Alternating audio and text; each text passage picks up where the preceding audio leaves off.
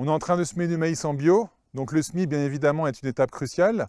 On a fait déjà pas mal d'interventions au préalable pour avoir la situation d'aujourd'hui avec un sol qui est relativement propre. Il nous reste encore des choses à anticiper sur les futures levées d'adventices et le désherbage mécanique qui va venir dans la culture.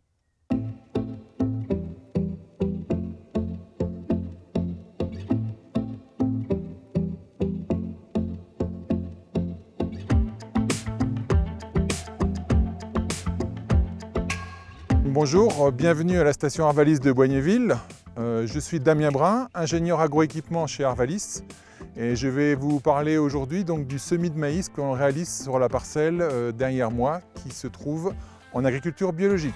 Le maïs tout d'abord, c'est une plante qui est ultra sensible à la concurrence adventice et en plus en bio on n'a pas de produits phyto, donc les phénomènes sont encore décuplés. Le maïs qui va être conduit en agriculture biologique a besoin d'avoir un certain nombre de leviers mis en place pour arriver à avoir une gestion adventice la plus satisfaisante possible, qui va tout d'abord commencer par des leviers préventifs. Forcément, il y a la rotation, le travail du sol et puis en gros divers types d'interventions mécaniques, qu'elles soient en interculture ou en culture. La préparation de sol est importante pour le semis du maïs.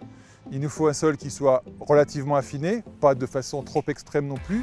Il nous faut une bonne structure de façon à permettre un enracinement correct de la culture qui globalement est quand même assez sensible au niveau de la compaction. Donc là on est en train de semer aujourd'hui. On va essayer de dégager la ligne de semis avec notamment les chasses-mottes ou les chasses-débris de façon à avoir un sillon qui soit plutôt propre. On va veiller à avoir une profondeur de semis d'environ 5 cm. Rappuyer correctement et de façon pas trop excessive les bords du sillon et puis enfin et surtout avoir une bonne fermeture du sillon pour que la graine soit bien emprisonnée de façon à éviter au maximum les dégâts de corvidés. La parcelle a reçu des engrais organiques sous forme de bouchons, donc c'est de la farine de viande et des fientes de volaille. Donc l'apport a été réalisé en plein. Un passage mécanique a permis de les incorporer et en même temps a permis aussi de faire une destruction mécanique des adventices.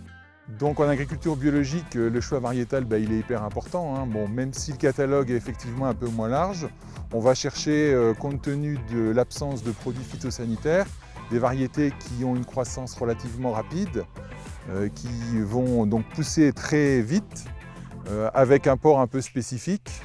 On va choisir des variétés qui sont adaptées à la zone climatique, compte tenu de l'offre notamment. Le maïs est classiquement semé sur des écartements de 75 à 80 cm. Dans notre cas de figure, c'est vrai qu'on est sur un écartement plus réduit et on est donc à 50 cm. Alors pourquoi 50? Pour la bonne et simple raison qu'il y a plusieurs cultures qui sont semées en monograines avec des betteraves, du tournesol, du sorgho, en plus du maïs. On a donc fait le choix de prendre un écartement standard pour toutes les cultures avec la betterave qui nous impose effectivement ce 50 cm.